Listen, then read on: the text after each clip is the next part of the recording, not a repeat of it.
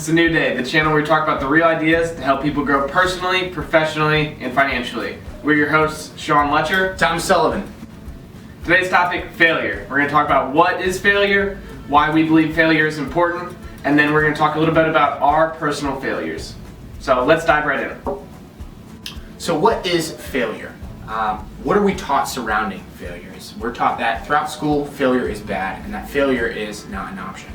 Yeah, when you take an exam or a test and you get that F, it really signifies that you did not do a good job and you're on a path to not succeed. And that's not always the case, but growing up through grade school, that's traditionally what we're taught that F means. Yeah, in school we're encouraged not to fail, that we're actually criticized for failing. We can be almost ousted by, if you were to tell a friend, oh, I got an F on that test, they're kind of like, oh man, that's not good, and they make you feel bad for it. Whereas, failure can be something, a learning experience, and something that you can grow from, as we'll get into later in the video. Failure really is the mother of all success. It's a starting point, it's the root of the growth, the change, and the new experience going through and finding what we can do to succeed. Yeah, and there's, you have a few options to fail in life. You can fail at something you hate or fail at something you love. So you might as well try to do something you love, and if you fail at that, use it as a learning experience, grow from that, try again, and then so forth. So why is failure important? Well, it's easier to learn from a failure than a success. You know that the direct actions you took in steps towards progress, steps towards trying to achieve success, are wrong. And so it's easier to correct that, easier to rebound from that. There's an acronym for FAIL, and it stands for First Attempt in Learning. I think this is very important in the stepping blocks to success. A lot of people hit that first wall or obstacle and then they give up.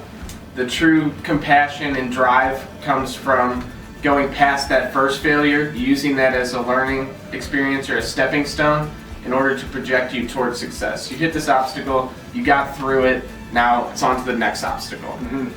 Another quote, Sean actually put this in here. Sean did a lot of quotes on this video, I like it. It says, success is not final, failure is not fatal.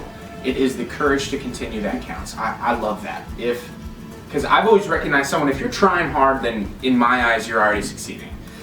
Regardless of the results, obviously we want a successful result, but if you're putting in that effort and you have the courage to continue, again, that's what really counts. And to go a step further, it's not always what you perceive as failure, but sometimes what others perceive as failure. So a couple famous failures that I like to mention is Walt Disney. He was ousted from a newspaper for lacking imagination. It's kind of crazy to think about now with all his movies, and it's a bunch of kids' movies generally, full of imagination, right? You got to keep those kids active, their brains moving in a positive way as well. So it's kind of crazy to see him get rejected from that newspaper for that reason. Another one is Arianna Huffington. She was rejected by 36 major publishers for one of her books before she eventually went on to start the Huffington Post. Another huge name, a lot of people probably know. Yeah. So it's kind of crazy to think at the beginning of their career, others thought they were failures as well. But they just used that and they learned from that and they moved past that obstacle onto success. Kept fighting really hard to get what they wanted. And lastly, we're going to go over some of our personal failures. I'll preface and say that through failing, you really learn the ability to recognize what is realistic for you to pursue and what is not. You can figure out what you're supposed to really be doing in life and where you may be wasting your time. Some of our personal failures have turned out to be a blessing in disguise. An example for me is I was actually cut from the baseball team in high school my sophomore year. At the time I was devastated. I was like, oh, this is terrible. I'm never going to bounce back from this. That sucked. But I ended up trying out for the golf team, and I made varsity. I played 7th seed, first team all conference, and I was very successful in that. Had it not been for getting cut from the baseball team, I would have never even thought, hey, you know what, I should give golf a shot. So it really did turn out to be a blessing in disguise for me. For me, my biggest one that has made me grow as a person is freshman year of college, first semester, I failed 2 classes, close to failing 3, and it just made me realize that I didn't really know how to study.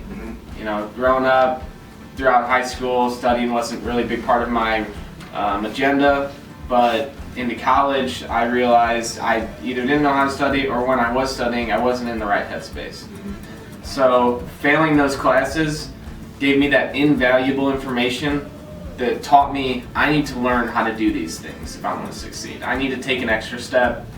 I need to do something I had never done before if I want to pass these classes. And I mean, it was a nerve-wracking time, but second semester, you know, got all good grades, and then ended up taking some summer classes to make those up. So it didn't hinder my performance or my graduating in 4 years, but it did shed a light on me that I really need to pick up the pace. Failure is not bad, or not, I should say not everything about failure is bad. It's really just a course correction. It's a time to stop and reflect and move forward with a better plan of action towards your goal. We want to thank you guys for tuning in to Grind Today, a channel where we talk about the real ideas to help people grow personally, professionally, and financially again.